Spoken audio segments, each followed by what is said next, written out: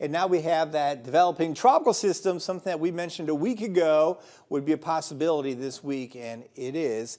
It's July, though. We can see hurricanes this time of year. For more on that, here's meteorologist Zack Webster.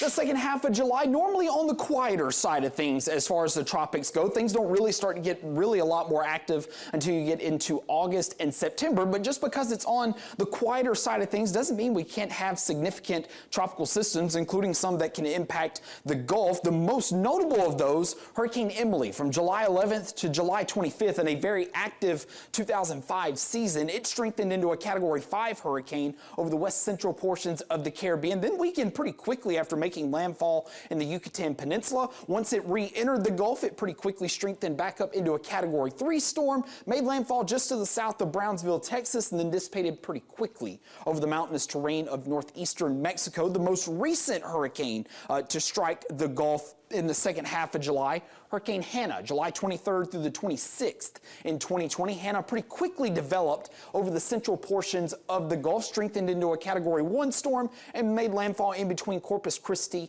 and Brownsville, Texas. The one hurricane that happened in the latter half of July that has impacts to Alabama, Hurricane Danny, July 16th to July 27th in 1997, a Category 1 hurricane when it made landfall around Mobile Bay. But the bigger story, how slowly it moved through portions of Mobile Bay and the western Florida panhandle before it eventually wound up moving off to the north. That slow movement dumped tons of rainfall over southwestern Alabama and western Florida.